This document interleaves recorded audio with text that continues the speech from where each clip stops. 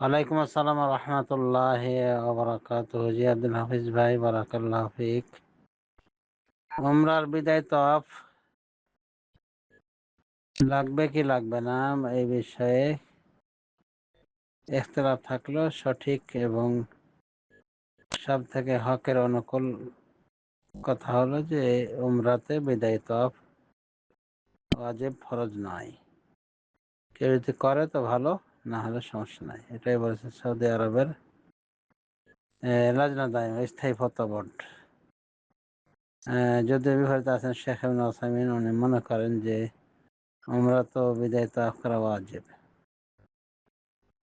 তবে লাজনা দায়মার ফতোয়াটাই বেশি হকের অনুকূল এবং এতে মানুষের ওপর সহজতা আরোপ করা হয় এবং দ্বীন ইসলামটাও যে সহজ সেটাই প্রমাণ হয়। তাছাড়া সুস্পষ্ট কোনো প্রমাণ নাই যে রাসূলুল্লাহ সাল্লাল্লাহু আলাইহি ওয়াসাল্লাম এই বিদায় তওয়াফকে উমরার জন্য ওয়াজিব করেছেন। পক্ষান্তরে হজ্জের তওয়াফের বিষয়ে রাসূলুল্লাহ সাল্লাল্লাহু আলাইহি ওয়াসাল্লাম সুস্পষ্ট নির্দেশনা জারি করেছিলেন যে কেউ যেন বাইতুল্লাহর শেষ সাক্ষাৎ না করে না যায়, মানে বাইতুল্লাহ তওয়াফ না করে যেন না যায়। তবে তিনি শুধু ঋতুবতী মহিলা এবং নেফাসযুক্ত মহিলাদেরকে ছাড় দিয়েছেন। তো বুখারী মুসলিম সব বিভিন্ন হাদিসে পাওয়া যেত। এরকম কড়াকড়ি নিষেধাজ্ঞা উমরার ক্ষেত্রে মোটেও আসেনি।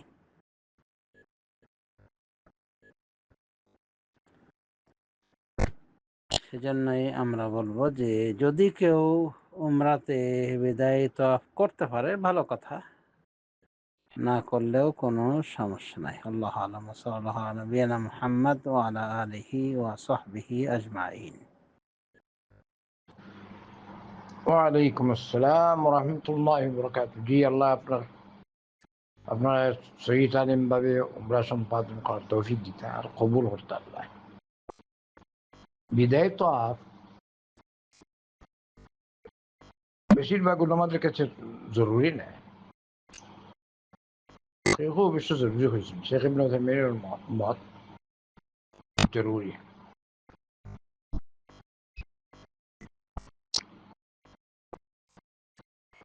কিন্তু এর মধ্যে ইস্কার নাই। যদি সম্ভব হয়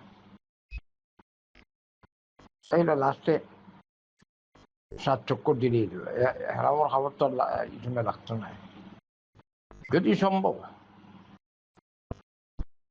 মনে হয় এহরামর খবর খালি তোয়াফর লাগি না, নিচে কাবার আশপাশে সরাসরি নিচে নেমে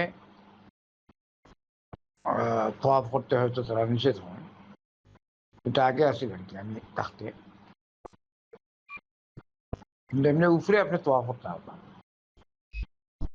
বিদায় তোয়াফ যদি আপনার হয় উপরে করতে হবে না।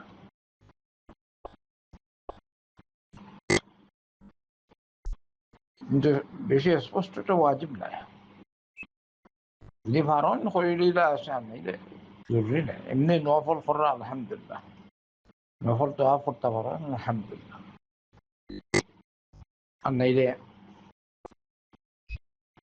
হারামে বই আল্লাহর জিকির আজকার, কোরআন তিলাওয়াত, নফল সালাত যথেষ্ট। আলহামদুলিল্লাহ, আল্লাহ কবুল হোক। তো বিদায় তোয়াফের ব্যাপারে এটাই মশলা যে বেশিরভাগ আমাদের কাছে এটা জরুরি নয়, বরং নাইও বিদায় তোয়াফ নাই। আর সেও আবার কইছেন যেভাবে কইলাম ইবনে উসাইমিন রাহমাতুল্লাহ মত করতেই, এটা একটা মত আর কি। তো এটা বেশি স্পষ্ট নয়, তাই যদি সম্ভব করলা তো আলহামদুলিল্লাহ, জরুরি নাই। বারাকাল্লাহু ফিক। ওয়ালাইকুম আসসালাম ওয়া বারাকাতুহু। আচ্ছা আচ্ছা, তাহলে উমরা হইছে আলহামদুলিল্লাহ, কবুল করুক। আর ওই তো হলো সুযোগ পাইলে যেহেতু এহরাম ছাড়া অন্য যদি মনে চায় তাইলে হয়তো সহজে যদি হয় তাহলে অতিরিক্ত তফ করলা, নাইলে তো জ্ঞান বুঝলেই লুবালা যে যেহেতু তারা আইনগতভাবে এলাও করেন না, এর অর্থ হলে কোনো কল্যাণ আছে, তাইলে যত নামাজ পড়তে পারা যায় তত ভালো। আর উমরার লোকে বিদায়ী তফা সম্ভব না, এটা হলো হজের লোকে, তাই বিদায়ী তফা লাগতে না। ওয়ালাইকুম আসসালাম রহমতুল্লাহ বারাকাতুহ। বিদায়ী তওয়াফ এরকম কোনো বিষয় নাই, আপনি যে করে ফেলবেন। এটা উমরা তো একটা তওয়াফ থাকে, যে সময় আসবেন একটা তওয়াফ করে সাফা আর মারওয়া, পরে চুল ফেলে দিবেন, এটা হলো উমরা। হজের জন্য বিদায়ী তওয়াফ আছে, যেটা বলা হয় ওয়াদা, যে সময় মক্কা থেকে বাইরে হয়ে যাবেন এই সময় একটা তওয়াফ আছে। আর বাড়তি কোনো তওয়াফ করবেন না, যে অনেকে আছে কাপড় দিয়ে তওয়াফ করে, এটা যদি দেখেন তারা অনুমতি দেয়, অথবা যদি দেখেন জাহমা নাই, এই সময় আপনি ঢুকলে তওয়াফ করে ফেলেন, সমস্যা নেই। যদি দেখেন না ওরা ঢুকতে দিচ্ছে না, তাহলে আপনি বেআইনিভাবে কোনো কাজ করি ঠিক না। মানুষ যারা আছেন হাজি, ওরা হজ করতেছেন, ওদেরকে হজ করতে দেন আরামে। যারা উমরা করতেছেন ওদেরকে ভালো করে আরামে উমরা করতে দেন। ভালো থাকবেন ইনশাআল্লাহ, আল্লাহ কবুল করেন।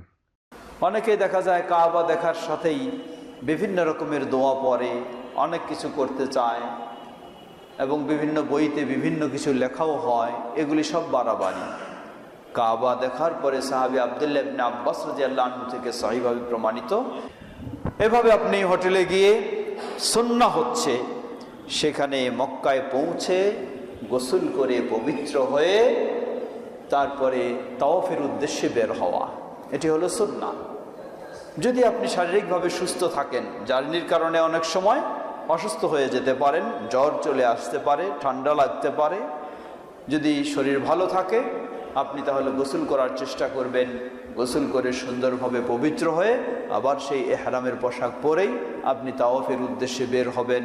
যদি ঠান্ডা ঠান্ডা ভাব হয়, অসুস্থ হয়ে যাওয়ার আশঙ্কা থাকে, জোর করে গোসল করার কোনো প্রয়োজন নেই, আপনি শুধু সুন্দরভাবে ওযু করেই আপনি বের হবেন। এই সময়টাতে আপনার চলতেই থাকবে বেশি বেশি তালবিয়া, লব্বাইক আল্লাহুম্মা লব্বাইক লব্বাইক লা শারীকা লাকা লব্বাইক ইন্নাল হামদা ওয়ান নি'মাতা লাকা ওয়াল মুলক লা শারীকা লাক। এভাবে চলে যাব আমরা তাওয়াফের উদ্দেশ্যে, পৌঁছে যাব কাবার। যদি সেই মুহূর্তে দেখা যায় কোনো জামাত শুরু হয়ে গেছে, আপনিও জামাতে অংশগ্রহণ করবেন, অতঃপর সালাত শেষ করে তারপর তাওয়াফ শুরু করবেন। যদি দেখা যায় জামাত সময় এখন হয়নি, আরও দেরি আছে, তাহলে কোনো অসুবিধা নেই, সেখানে আপনার কোনো দুখুলুল মসজিদ পড়ার প্রয়োজন নেই। এই তাওয়াফটাই আপনার দুখুলুল মসজিদের বিষয়। আপনি এখন তাওয়াফ শুরু করবেন। অনেকেই দেখা যায় কাবা দেখার সাথেই বিভিন্ন রকমের দোয়া পড়ে, অনেক কিছু করতে চায় এবং বিভিন্ন বইতে বিভিন্ন কিছু লেখাও হয়, এগুলি সব বাড়াবাড়ি।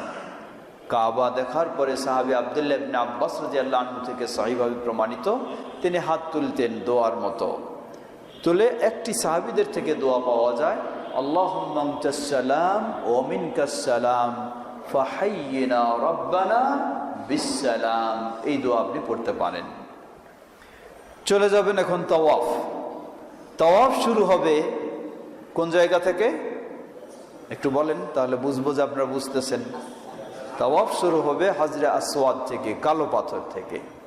কালো পাথর তো সবাই জানে, তাই না? সবাই জানে, এটা গোপন জিনিস না। এই জায়গা থেকে তাওয়াফ শুরু হবে, আবার সেই জায়গায় ফিরে আসলে এক চক্কর পূর্ণ হবে। এই তাওয়াফটাকে বলা হয় তাওয়াফে কুদুম, আগমনী তাওয়াফ। এই তাওয়াফে আপনার দুটো বিষয় বাড়তি কাজ রয়েছে শুধু পুরুষদের জন্য। প্রথম বিষয় হলো, আপনি যে ইহরামের কাপড় পরেছিলেন চাদর, এই চাদরটা আপনি ডান কাঁধের নিচে নেবেন, নিচে নিয়ে বাম কাঁধের উপরে তুলে দেবেন, এই ডান কাঁধটাকে খালি করবেন। পরে হয়তো দেখিয়ে দেওয়া হবে আপনাদেরকে, এই ডান কাঁধটা খালি রাখবেন। এটি এক, এটি 7 চক্করেই খালি থাকবে। তবে তাওয়াফ চলাকালীন যদি ফরজ সালাত দাঁড়া যায়, জামাতের সময় হয়ে গেছে, দাঁড়িয়ে গেছে, আপনি আবার এটা ঢেকে নেবেন। ঢেকে নিয়ে সালাত শেষ করে আবার বাকি অংশ আপনি পূর্ণ করবেন, তখন আপনি আবার খালি করে নেবেন। দ্বিতীয় কাজ হলো রমল। রমল বলা হয় বীর বেশে ঘন ঘন পা ফেলে চলা। এটি হচ্ছে শুধু প্রথম 3 চক্কর, পূর্ণ চক্কর, প্রথম 3 চক্কর।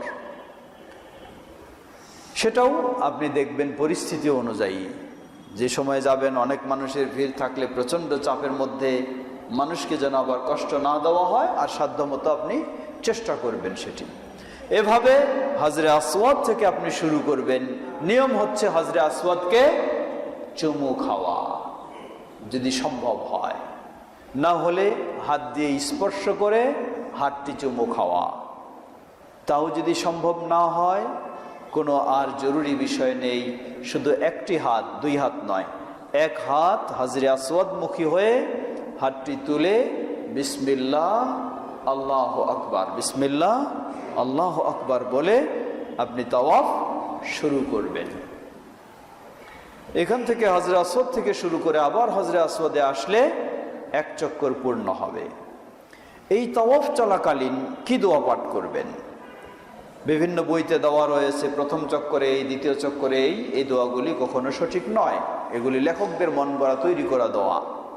শুধুমাত্র যেই হাজরে আসওয়াদ থেকে শুরু করলেন, সেখান থেকে শুরু করার পর আপনাদেরকে আমাদের যুব ফাউন্ডেশনের পক্ষ থেকে একটি বই দেওয়া হবে, সেখানে সব কিছু বিস্তারিত দেওয়া রয়েছে। কখন কি পাঠ করবেন এবং কি পদ্ধতি, আবার কি করা যাবে না, সবগুলি এখানে বিস্তারিত রয়েছে। আপনারা সেখানেও আরো পরে নিয়ে বুঝতে পারবেন।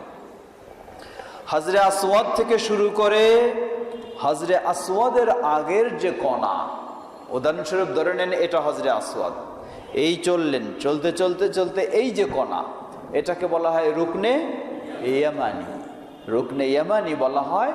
নিয়ম হচ্ছে এই কণাটা হাত দিয়ে স্পর্শ করা যদি সম্ভব হয়। যদি স্পর্শ সম্ভব না হয়, জোর করে কোনো করার নেই। ওখানে চুমু খাওয়ারও নিয়ম নয়, মানুষ এগুলি ভুল করে থাকে, উচিত নয়। এই অংশটার মধ্যে আপনার ইচ্ছা মতো দোয়া পাঠ করবেন। আর এই রুকনে ইয়ামানি থেকে হাজরে আসওয়াদ এই অংশটুকুর মধ্যে একটি প্রসিদ্ধ দোয়া রয়েছে, সেটি হচ্ছে রব্বানা আতিনা ফিদ দুনিয়া হাসানাতাও ওয়া ফিল আখিরাতি হাসানাতাও ওয়া কিনা আযাবান নার। এই দোয়াটি এই জায়গায় পাঠ করবেন, আর বাকি জায়গায় আপনার ইচ্ছা মতো দোয়া। এইভাবে এক চক্কর শেষ, দ্বিতীয়, তৃতীয়, চতুর্থ, পঞ্চম, ষষ্ঠ, সপ্তমে শেষ হয়ে গেল। এখন কাজ হলো, তাওয়াফের পরিপূরক কাজ হলো 2 রাকাত সালাত আদায় করা। 2 রাকাত সালাত আদায় করা। নিয়ম হচ্ছে মাকামি ইব্রাহিম এবং কাবাকে সামনে রেখেই 2 রাকাত সালাত আদায় করা যদি সম্ভব হয়। না হলে আপনি যে কোনো জায়গায় কাবামুখী হয়ে 2 রাকাত সালাত আদায় করতে পারেন। আর এই 2 রাকাত সালাতে প্রথম রাকাতে সূরা ফাতিহার পরে কুল ইয়া আইয়ুহাল কাফিরুন যদি জানা থাকে, দ্বিতীয় রাকাতে সূরা ফাতিহার পরে কুল হুয়াল্লাহু আহাদ সূরা ইখলাস পাঠ করা হলো সুন্নাহ। যে কোনো সূরা দিয়ে পড়লেও চলবে, কিন্তু এটি সুন্নাহ। এই 2 রাকাত সালাত শেষে আপনি সেখানেও দোয়া করতে পারেন একাকীভাবে। এরপরে আপনি চলে যাবেন জমজমের পানি পান করতে। পিছনের দিকে জমজমের পটগুলি যেখানে রয়েছে সেগুলি পানি পান করবেন। জমজমের পানি এটি একটি বরকতময় পানি। আল্লাহ রাসূল সাল্লাল্লাহু আলাইহি ওয়াসাল্লাম বলেন, মাউ জমজম মাউন মুবারাকুন লিমা শুরিবা লা। জমজম পানি হলো বরকতময় পানি, যে ভালো নিয়তে পান করবে আল্লাহ রাব্বুল আলামিন তাকে সেই দান করবেন ইনশাআল্লাহ। তো এটি নষ্ট করা উচিত নয়। এটি নিয়ে পা ধুইবেন, এটি নিয়ে গোসল করবেন, এমন কাজ করা উচিত নয়। আপনি পানি পান করবেন, হয়তো কিছু নিয়ে আপনি মাথায় দিলেন, চোখে দিলেন, অসুবিধা নেই। পানি পান করার পরে এখন চলে যাবেন কি কাজে? সাইর কাজে। সাইর কাজ করতে গিয়ে এখানে কিছু লক্ষণীয় বিষয়। সর্বপ্রথম সাই শুরু হবে সাফা থেকে। কোন পাহাড় থেকে? সাফা। যারা আগে যাননি তারা মনে করেন যে পাহাড় মানে হয়তোবা ওখানে অনেক কিছু দেখা যাবে, বিশাল পাহাড়। আসলে পাহাড় ছিল এক সময়, এখন কোনো পাহাড় নেই। শুধু যদি নিচতলায়, এটা হলো আন্ডারগ্রাউন্ডে গেলে কিছু নেই, সমতল। তারপর ফার্স্ট ফ্লোরে যদি হয় তাহলে একটু পাহাড়ের নমুনা রয়েছে, আর সেকেন্ড ফ্লোরেও একের সমতল কিছু নেই। তো সেই ফার্স্ট ফ্লোরে গেলে বা যেখানেই আপনি যান, যেটাতেই আপনার জন্য সহজ হয়, কোনো অসুবিধা নেই। আপনি প্রথমে সাফার দিকে যাবেন। সাফার দিয়ে যেতে যেতেই ইন্নাস সাফা ওয়াল মারওয়াতা মিন শাআইরিল্লাহ আবদাউ বিমা বাদা আল্লাহু বিহি। এটা যদি জানা থাকে পাঠ করবেন। করেই আপনি শুরু করলেন। শুরুটার নিয়ম হচ্ছে আপনি একটু উপরের দিকে যাবেন বা মাথার দিকে যাবেন, গিয়ে আপনি কাবামুখী হবেন। কাবামুখী হয়ে 2 হাত তুলবেন, মোনাজাতের মতোই 2 হাত তুলবেন। তুলে আল্লাহু আকবার, আল্লাহু আকবার, আল্লাহু আকবার, লা ইলাহা ইল্লাল্লাহু ওয়াহদাহু লা শারীকা লাহু লাহুল মুলকু ওয়া লাহুল হামদু ইউহয়ি ওয়া ইউমীতু ওয়া হুয়া আলা কুল্লি শাইইন কাদির, লা ইলাহা ইল্লাল্লাহু ওয়াহদাহু লা শারীকা লাহু আনজাজা ওয়া'দাহু ওয়া নাসারা 'আবদাহু ওয়া হাযামাল আহজাবা ওয়াহদাহু। এই দোয়া পাঠ করা, পাঠ করে আপনি আপনার ইচ্ছা মতো সেখানে আল্লাহর কাছে দোয়া করবেন। এটি হলে একবার। আবার সাথে সাথেই আবার আল্লাহু আকবার, আল্লাহু আকবার, আল্লাহু আকবার তাকবীর দিয়ে এই দোয়া পাঠ করে দোয়া করা, আবার আল্লাহু আকবার, আল্লাহু আকবার 3 বার তাকবীর পাঠ করে এই দোয়া করা। এভাবে সম্ভব অনুযায়ী 3 বার পাঠ করা হলো, 3 বার দোয়া করা হলো সুন্নাহ। এরপর আপনি নেমে চলে আসবেন কোন দিকে? সাফা থেকে কোন দিকে? মারওয়ার দিকে। মনে রাখবেন, সাধারণত 1 চক্কর কাবার তাওয়াফের সময় আপনি হাজরে আসওয়াদ থেকে শুরু করলেন, আবার হাজরে আসওয়াদে ফিরে এসেই 1 চক্কর হয়েছিল, তাই না? তাহলে ওই হিসাবে তো সাফা মারওয়ায় সাফা থেকে শুরু করবেন, আবার সাফা ফিরে আসলেই তো 1 চক্কর হবে না। এখানে সহজ, সাফা থেকে মারওয়া গেলেই 1 চক্কর, আবার মারওয়া থেকে সাফা আসলে আরেক চক্কর, দুটোর মাঝে চক্কর। মারওয়াতে গিয়ে আপনি সাফাতে গিয়ে যা করেছিলেন, ইন্নাস সাফা ওয়াল মারওয়া মিন শাআইরিল্লাহ, এটা পাঠ করতে হবে না। সেখানে দাঁড়িয়ে কাবামুখী হয়ে, সেখান থেকে কাবা দেখা যাবে না, কাবামুখী হয়ে আবার ওই 2 হাত তুলে তাকবীর দিয়ে লা ইলাহা ইল্লাল্লাহ ইত্যাদি এবং দোয়া ঠিক সেভাবেই আপনি পাঠ করবেন। তবে সাফা থেকে মারওয়ার দিকে যেতে, সাফার কাছে মারওয়া থেকে দূরে আপনি যেতে যেতেই দেখবেন যে সবুজ বাতি, দেখলে সবাই চিনবে, সবুজ বাতি দিয়ে ভরা। ওই সবুজ বাতির অংশটুকু নিয়ম হচ্ছে দৌড়ানো, সেটা হবে দৌড়ানো। এটি কার জন্য? পুরুষদের জন্য, মেয়েদের জন্য নয়। দৌড়াবেন পুরুষেরা, আর বাকি অংশটুকুতে নর্মালি চলবেন। বই পুস্তকেও দেখা যায় যে বিভিন্ন চক্করের জন্য বিভিন্ন দোয়া, এটিও ঠিক নয়। আপনি স্বাধীনভাবে দোয়া পাঠ করবেন। তবে আল্লাহুম্মা আরহাম একটি দোয়া ছোট্ট একটি সাহাবীদের থেকে প্রমাণিত রয়েছে, বইতে দেওয়া রয়েছে, সেটি আপনি বলতে পারেন। এছাড়া আপনার ইচ্ছা মতো আপনি নরমাল আপনি দোয়া পাঠ করতে থাকবেন, বিভিন্ন সূরাও তেলাওয়াত করতে পারেন, তাসবিহ তাহলিল দরুদ, কোনো অসুবিধা নেই। এভাবে মারওয়াতে গিয়ে 7ম চক্কর শেষ হবে। মারওয়াতে গিয়ে 7ম চক্কর শেষ হলে ওমরার কাজ মোটামুটি শেষ।